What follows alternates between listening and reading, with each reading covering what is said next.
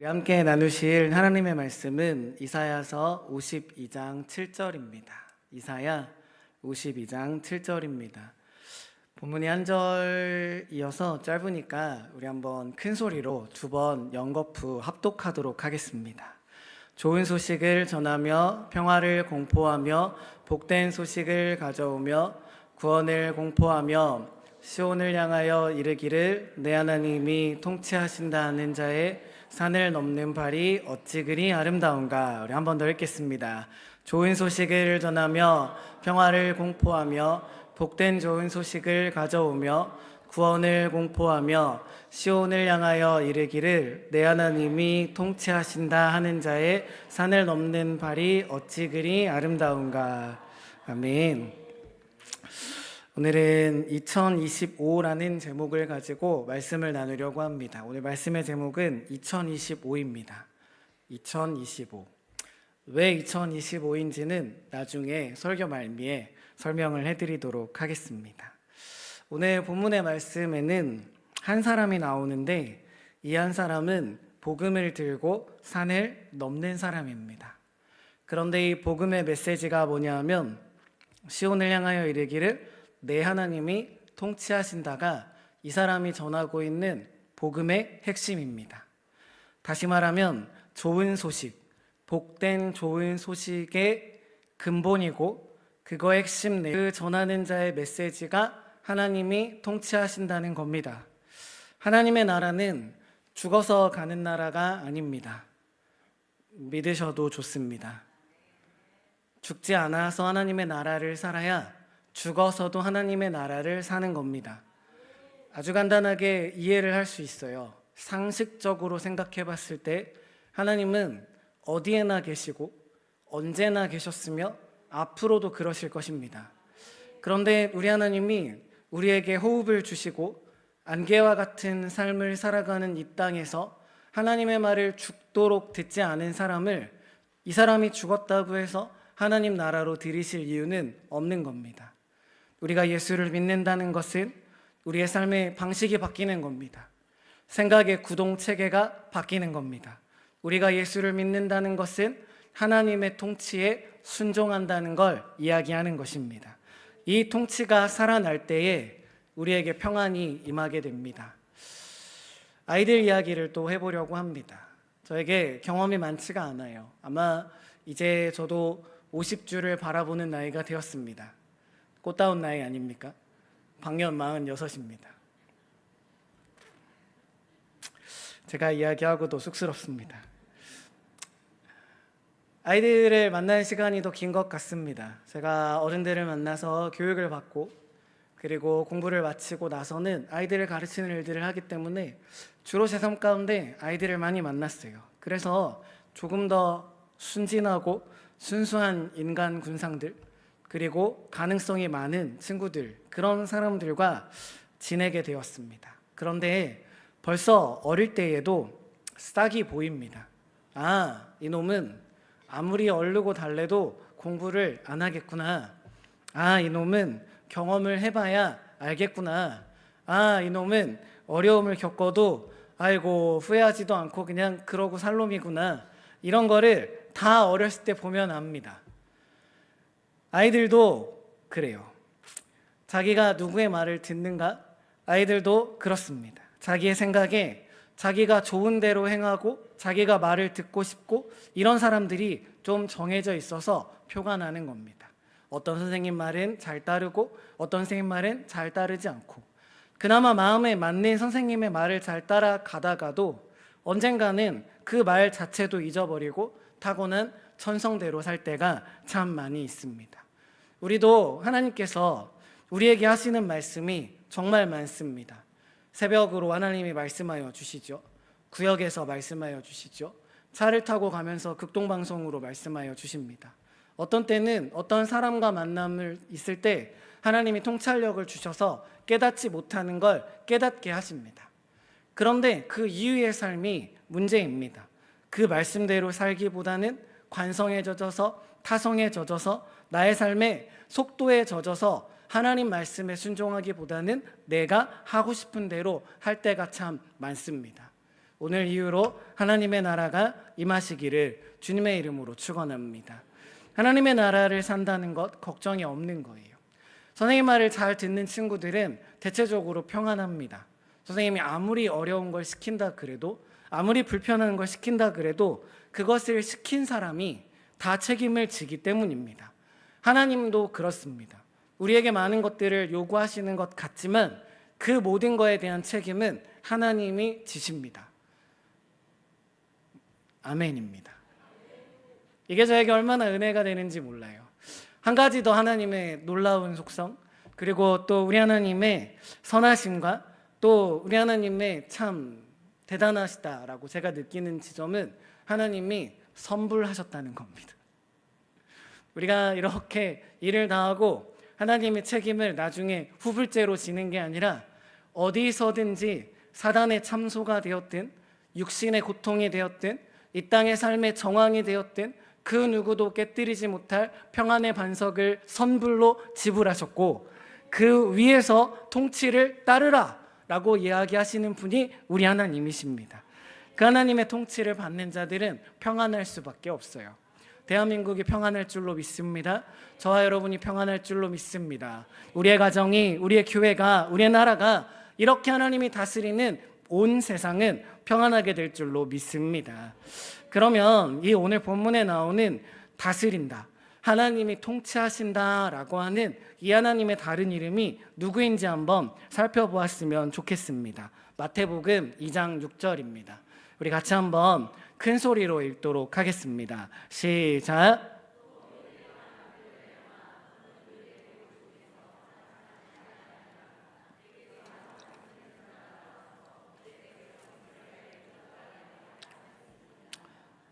이 말씀은 성탄절에 많이 읽어지는 말씀이에요. 유대 땅 베들레헴에서 다스리는 자가 나온다고 합니다. 엄청 어렵지만 제가 그래도 용기를 가지고 우리 성도님들께 이분이 누구신지 한번 여쭤보도록 하겠습니다. 아시면 대답을 해주시면 되고요. 모르시면 옆 사람을 보시면 됩니다.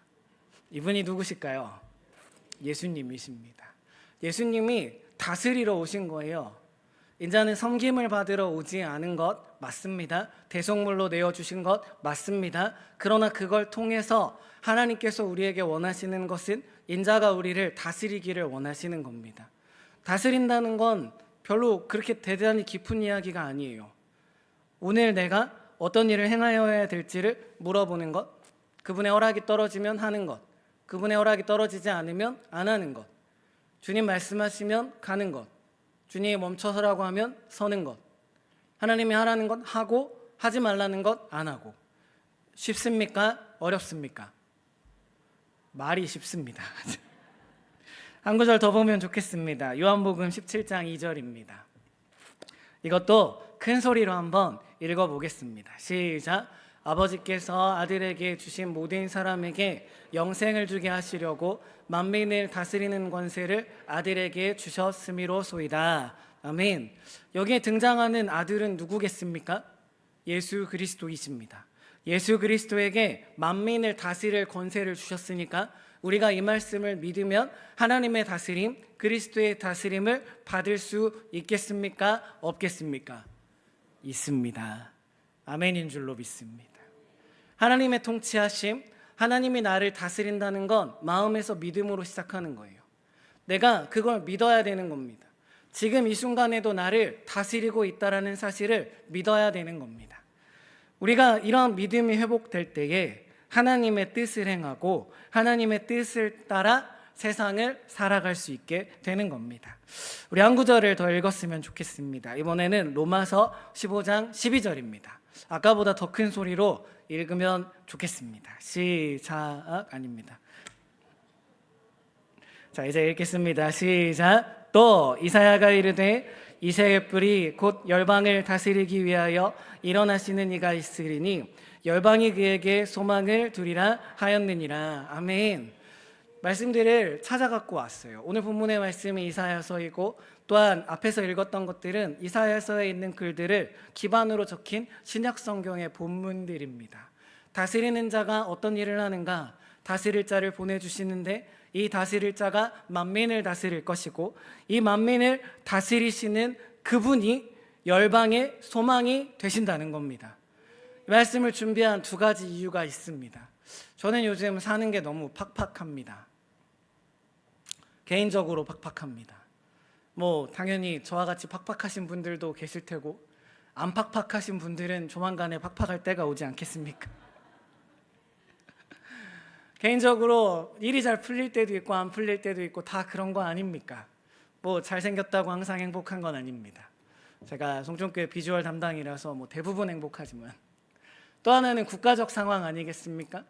요즘과 같이 뉴스고 매스컴이고 보고 싶지 않은 날이 없었습니다. 어디를 틀어봐도 찬반 대립이 있고 좌우 분열이 있고 하나를 못 잡아먹어서 안달이지 않습니까?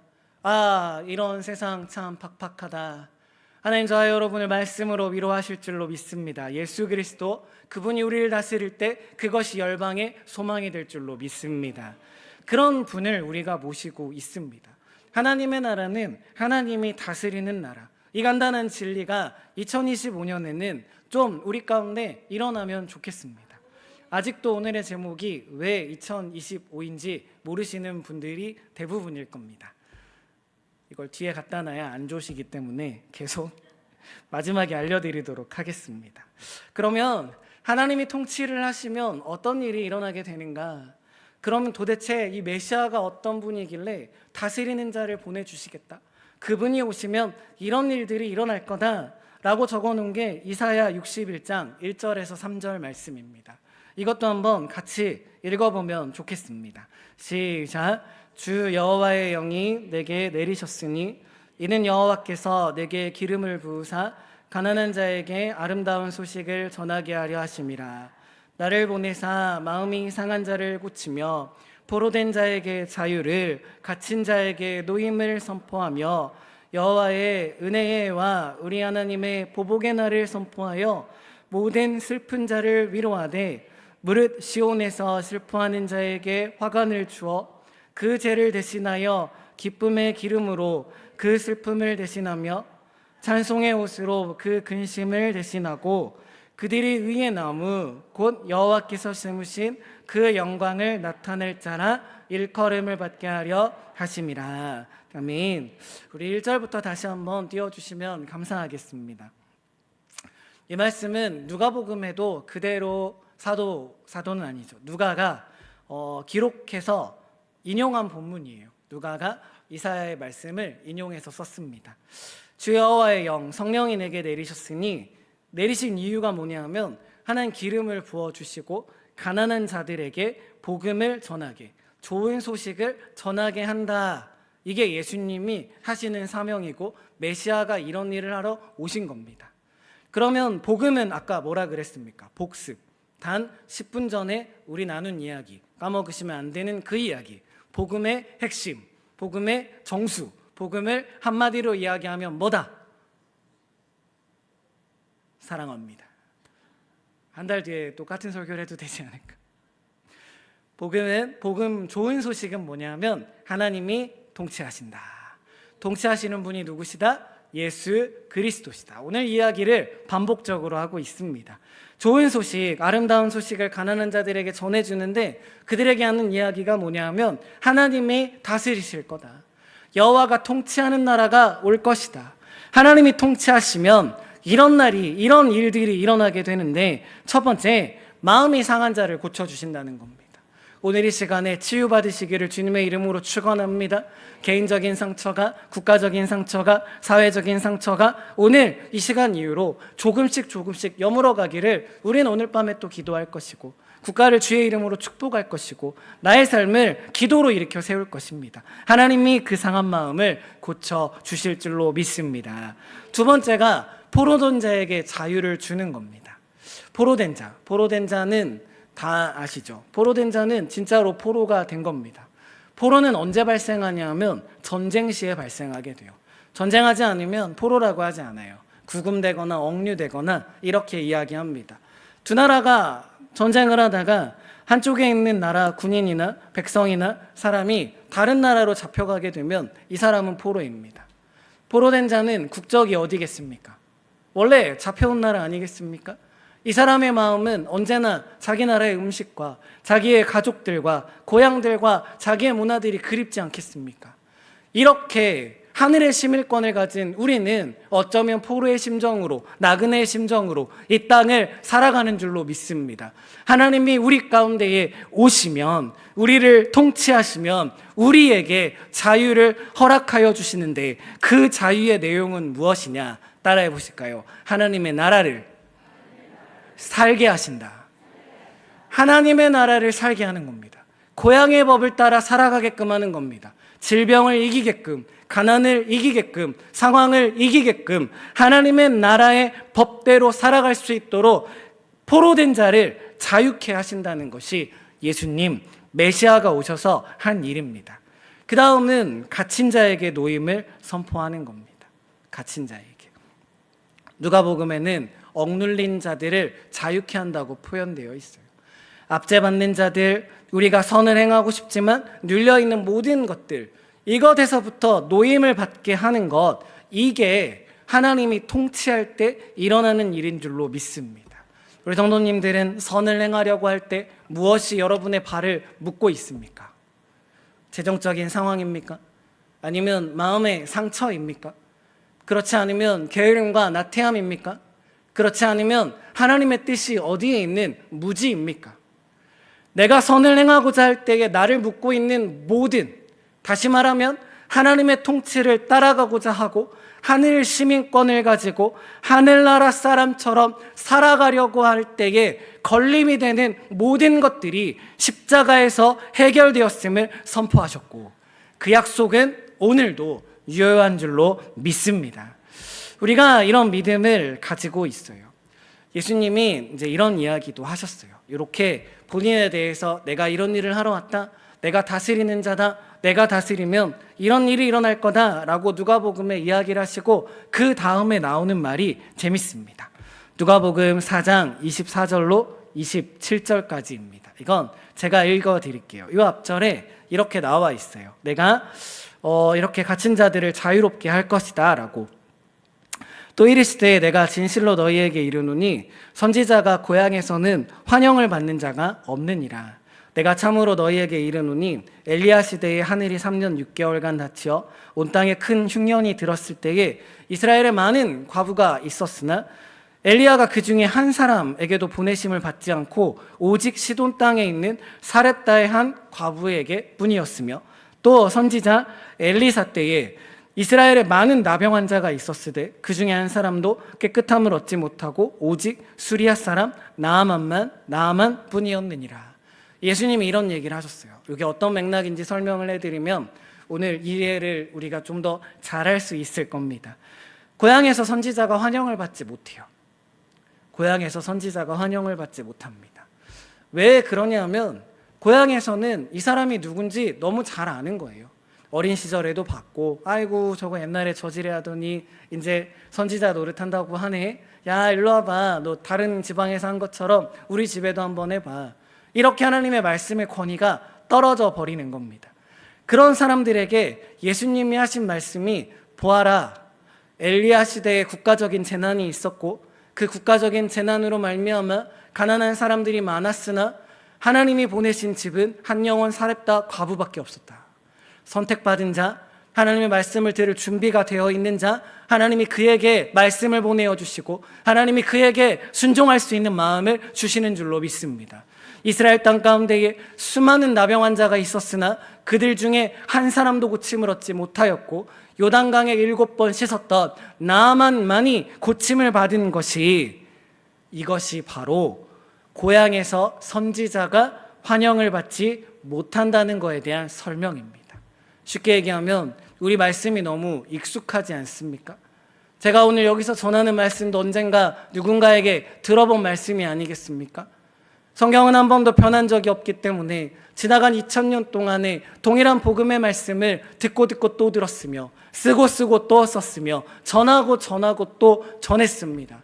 예수님이 고향과 같이 우리 가운데 너무 익숙하여져서 우리를 다스리는 분이 아니라 전래동화에 나오거나 인문학에 나오거나 수많은 스토리에 등장하는 영웅으로 치부되는 것이 아닌가 돌아보는 시간 되시기를 주님의 이름으로 축원합니다.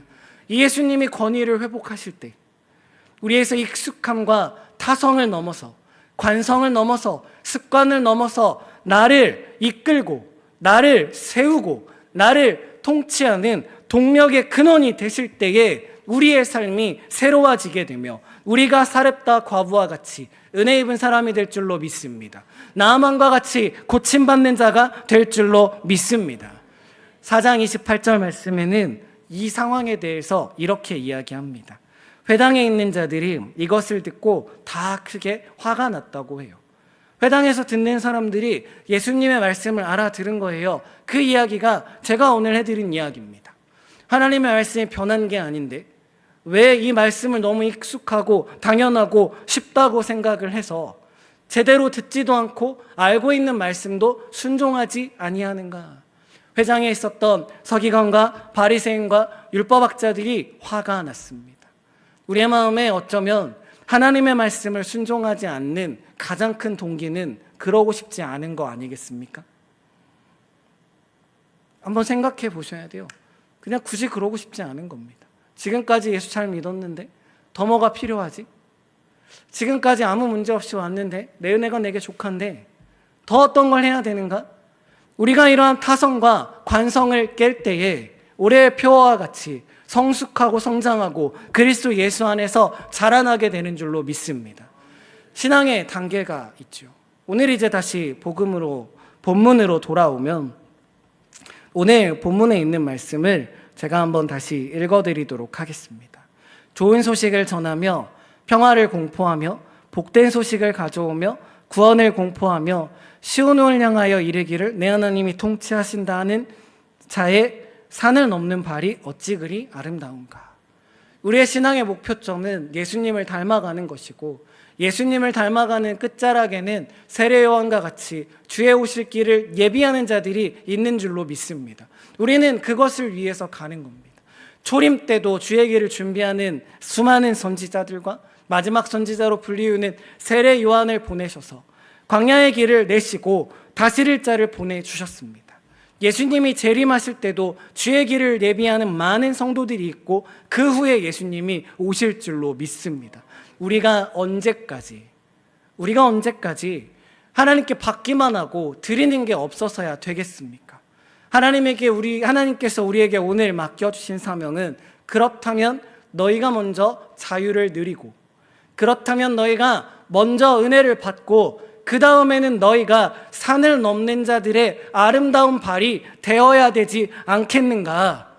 저 밖에 산을 넘어가면 산적해 있는 국가의 문제를 향하여 주께서 통치하신다라고 말할 수 있어야 되지 않겠는가? 내 가정의 문제에 대해서 하나님이 다스리신다. 이렇게 선언할 수 있는 성숙한 신앙의 분량에 올라가시기를 주님의 이름으로 축원합니다. 이것을 위해서 제가 교회 역사상 2000년간 대대로 내려오는 비법을 하나 공개하려고 합니다. 이것만 하시면 성장할 수 있고 이것만 하시면 하나님의 통치를 받을 수 있습니다.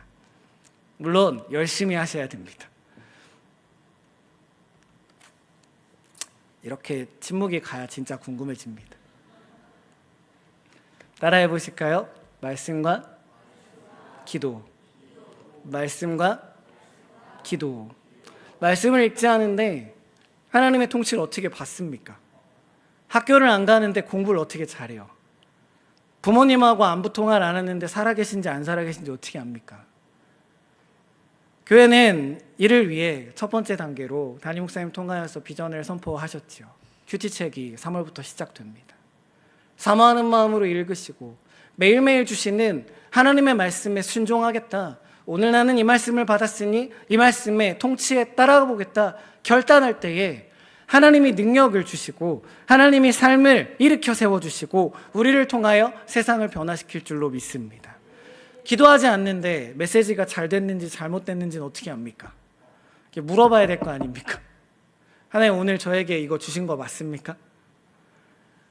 말씀 보고 기도하는 삶이 전부입니다. 이거 하지 않으면 위선자 아니겠습니까? 이거 하지 않으면 예수를 믿는다고 어떻게 얘기하겠습니까? 어쩌면 우리가 이런 너무 사소한 부분들을 간과했기 때문에, 어쩌면 이런 부분들을 우리가 습득하지 못하고 습관으로 들이지 못했기 때문에 이 국가의 문제들이나 크고 작은 문제들 때문에 일희일비할지도 모르겠습니다. 우리 교회 가운데 하나님의 큰 평안, 즉 우리 하나님의 통치하심과 다스림이 있기를 진심으로 원합니다. 성도님들 함께 하셨으면 좋겠어요. 이제 말씀을 맺을 건데 제목은 안 까먹으셨죠? 오늘 제목이 뭐라고요? 2025입니다. 뒤에 연도가 붙지 않고 2025. 2025는 뭐의 제곱수인지 아세요? 이 숫자를 제곱하면 2025가 됩니다. 그쵸? 질문 참 많죠, 아까부터. 25, 45입니다. 45. 기억하기 좋으라고 설교 준비하면서 이렇게 짜갖고 맞춰왔습니다. 45의 제곱입니다. 한 번 더 여쭤보면 45cm는 성경에 나오는 어떤 단위입니다. 성경에 보면 규빗이란 단어가 나와요. 한 규빗은 45cm예요. 45를 제곱한다. 우리가 서 있는 땅을 한 제곱, 45규빗, 1규빗 제곱 센티미터라고 생각하고요. 하나님의 나라는 우선적으로 내가 서 있는 2025 제곱 센티미터 위에 임해야 됩니다. 내가 그걸 따라가는 거예요. 내가 선 땅, 내가 밟고 있는 이 땅, 가로 세로 정방으로 있는 이 45cm 안에 하나님의 통치를 받는 내가 있을 때 내 옆에 오면 90cm가 되는 겁니다. 이렇게 4명이 모이면 90제곱센치가 되는 거예요. 이렇게 늘어가면 하나님의 나라가 이렇게 확장되는 겁니다. 그러다 우리들 중에 누군가가 어둠의 골짜기를 다닐 때 우리가 하나님의 나라에서 하나님의 나라 사람을 향하여 중보하는 겁니다. 우리가 이렇게 갈 때에 하나님의 통치가 커가게 되고 이렇게 모이고 이렇게 살아가는 자들을 통하여 세상의 어둠이 밝혀지게 되는 줄로 믿습니다. 마음에 크고 원대한 뜻, 내가 하나님의 통치를 따라 살다가 따라 죽으리라. 이런 원대한 뜻이 있어서 적어도 2025 제곱센치만큼은 밀리지 않는 하나님의 군사, 하나님의 백성, 하나님의 사랑하는 자녀들이 되시기를 주님의 이름으로 축원합니다.